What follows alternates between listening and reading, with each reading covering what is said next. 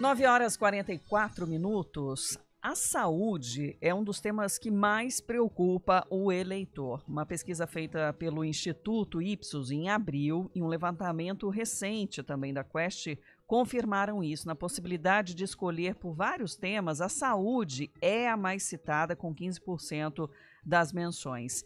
E para apontar quais são as questões que os candidatos têm que observar nos planos de governo e mesmo eleitos, a Federação dos Hospitais, Clínicas, Laboratórios e Estabelecimentos de Saúde do Estado de São Paulo, o sindicato da categoria e também o Colégio Brasileiro de Executivos da Saúde lançam esta semana um guia de ações chamado Municípios Saudáveis. E nós vamos conversar com o presidente da Federação dos Hospitais, das Clínicas, Laboratórios e Estabelecimentos de Saúde do Estado, Francisco Balestrin, que está aqui em contato com a gente para explicar o motivo dessa iniciativa. Francisco, bom dia.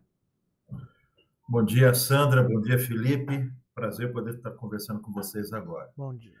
Na realidade, o que a gente percebe, e você já anunciou aí, é que o tema saúde é um tema que, de alguma forma, faz parte da vida das pessoas e é considerado um dos principais problemas no dia a dia de todos nós.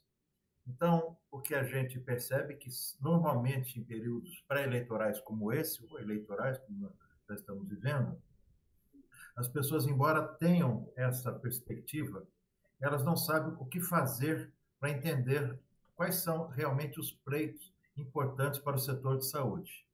Então, nós produzimos um guia baseado exatamente naquilo que é importante que os futuros secretários de saúde, que serão eleitos, teoricamente, junto com os novos prefeitos, se debrucem. E não estamos falando só de municípios grandes como Campinas ou até São Paulo. Estamos falando dos 645 municípios de São Paulo. Porque, no fundo, as questões que interferem são, primeiro, o fato de que não há, às vezes, um certo profissionalismo na escolha do secretário de saúde. Muitas vezes esse secretário de saúde é alguém que não conhece, por exemplo, os princípios básicos do Sistema Único de Saúde.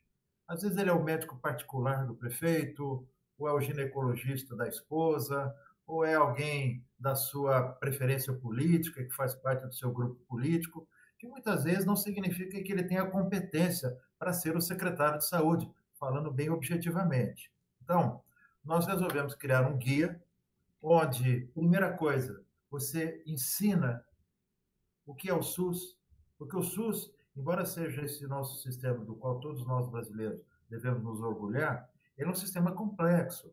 Ele tem um sistema de governança que começa no governo federal, passa para o governo estadual, recursos que são enviados para os municípios. Então, há necessidade de se conhecer essas tramitações todas, para que você, de alguma forma, conheça esses meandros do SUS. É um guia didático, então, e que vale tanto para o eleitor quanto para aquele que tem intenção de ser um gestor.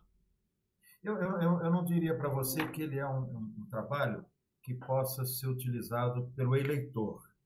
É claro que quando nós estamos falando assim, nós estamos prestando um serviço de utilidade pública e aqueles que estão nos ouvindo nesse instante podem utilizar isso como base e ter exatamente esses elementos para pesquisa. Agora, como ele apesar de ser um guia, ele é um documento técnico, ele pode ser árduo para que as pessoas do dia a dia leiam. Então, é importante exatamente coisas como essa, onde a gente pode sinalizar para o eleitor aquilo que ele deve, de alguma forma, em primeiro lugar, conversar com o seu prefeito, olhar muito bem o que é que o seu candidato pretende fazer, e, em segundo lugar, quando tiver um secretário de saúde, que ele, pelo menos, diga: secretário, eu queria que você visse, além de conhecer o SUS, tem 4 assuntos que você precisa conhecer. O primeiro deles é a saúde mental. A saúde mental hoje é um problema sério na nossa sociedade. Nós estamos vendo, inclusive, em debates, a perda dessa saúde mental, né? Isso é um reflexo daquilo que está acontecendo na nossa sociedade. Então, a saúde mental é algo que é importante que o secretário de saúde de qualquer município preste atenção. Em segundo lugar, ele precisa estar atento a um tema que se chama envelhecimento saudável. Nós estamos envelhecendo, mas o ideal é que a gente envelheça de uma forma saudável. Exercícios físicos, com boa alimentação, com condições típicas para que você possa fazer atendimentos, principalmente aqueles que mantêm as pessoas saudáveis. Então, cuidar do envelhecimento saudável. Nós estamos ficando idosos.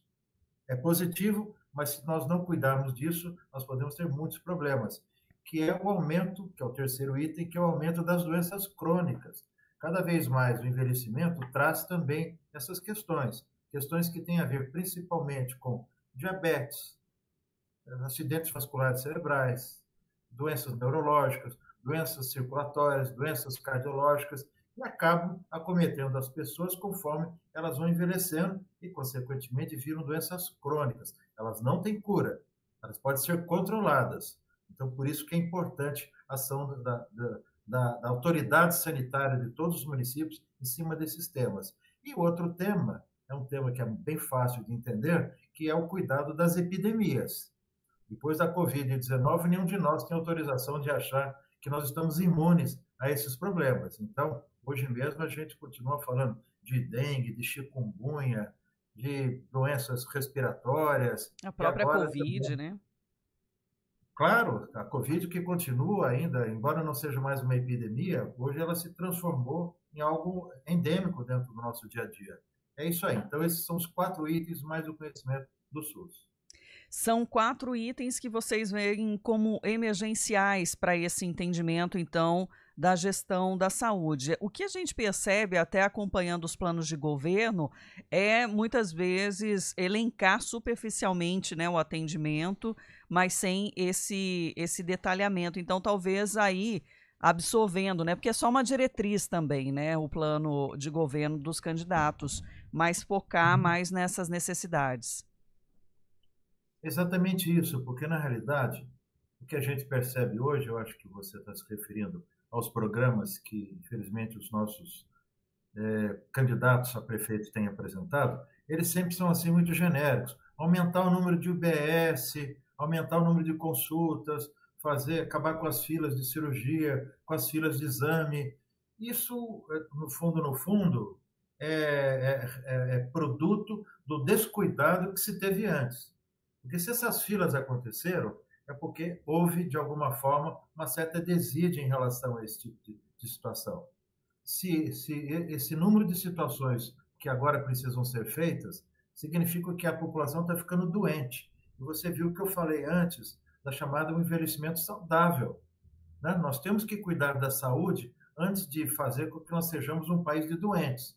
Porque quando nós formos um país exclusivamente de doentes, estamos caminhando para isso, infelizmente, nós vamos cada vez mais precisar de hospitais, de UBS, de tomógrafo, de filas, uma série de outras coisas que poderiam, de alguma forma, se os nossos secretários, se as nossas autoridades sanitárias e as nossas próprias autoridades se preocupassem com a saúde como um bem individual e coletivo e, consequentemente, atuassem nisso, não exclusivamente falando do tema durante o período eleitoral. Isso é um aspecto, se você me deixar falar um minutinho, que é o seguinte: todo período eleitoral nós temos a impressão que o cidadão brasileiro está empoderado do tema saúde, porque todo mundo fala sobre saúde, todos, sem exceção. Digo para você que também, sem exceção, no primeiro dia após a eleição, todos esquecem de falar sobre saúde, porque saúde é um problema difícil de solucionar. É um problema que você tem que se dedicar, principalmente os prefeitos, onde as pessoas conhecem todo mundo. Elas sabem onde mora o prefeito, sabem onde mora o secretário, conseguem se queixar diretamente para ele. Então, esse é um tema que, no fundo, é um grande tabu para todos os secretários. Eu não sei se vocês sabem, para se ter ideia, o Brasil tem 5.640 municípios. Todos os meses são trocados 300 secretários de saúde no Brasil inteiro. É um absurdo. Exatamente porque o tema é um tema árduo. Ele tem que ser mais do que técnico, né, Balestrin? Ele tem que também ser articulado, até pensando no diálogo com o Estado, com a União, para conseguir recursos, né? Que é uma reclamação, muitas vezes, do gestor público, né? De não ter o orçamento, embora que na campanha muitos digam que os municípios, em diferentes municípios, tem uma arrecadação boa e uma destinação boa para a saúde, que dá para fazer que a gente às vezes considera como milagres aí. Mas é isso, né? Tem que ser uma pessoa que tenha esse diálogo e também seja técnico. Correto, e mais uma coisa, ele tem que ter o apoio do prefeito para todos os momentos nessas discussões técnicas e políticas. É fundamental esse apoio da autoridade maior do município.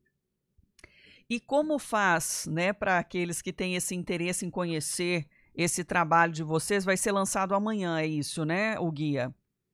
Ele vai ser lançado amanhã, exatamente num evento onde vão estar presentes alguns secretários de saúde do Brasil como um todo, mas principalmente vai estar presente o presidente do CONAS. O CONAS é o órgão que reúne os 27 secretários de saúde dos estados, mais o Distrito Federal do Brasil. Então, o presidente é de Minas Gerais, vai estar presente no lançamento. Também o CONASEMS, que é a reunião de todos os secretários municipais de saúde do Brasil como um todo, também vão estar com a presença. Vamos ter 3 casos de sucesso, né, até agora, que é o da Secretaria Estadual de Saúde aqui de São Paulo, que está fazendo um belíssimo projeto e está implementando a saúde digital no nosso estado. O estado da Bahia, que também tem um projeto bem exitoso em transformação digital, e o estado também de Minas Gerais, que também tem um projeto bem interessante. E terminamos exatamente ouvindo a secretária de Saúde Digital do Governo Federal, do Ministério da Saúde, que é a Anistela Haddad, que vai falar exatamente sobre o futuro da saúde digital no nosso país. E de resto, quem quiser ter acesso, no nosso site www.sindiosp.com.org.br vai estar lá à disposição. Ou só colocar Sindiosp que vai estar à disposição. Francisco Balestrin é o presidente da Sindiosp e eu quero agradecer pela participação e compartilhar com a gente também, os nossos ouvintes aqui, essas informações. Obrigado e boa sorte para todos nós nesses novos períodos que vêm pela frente. Um abraço. 9h56.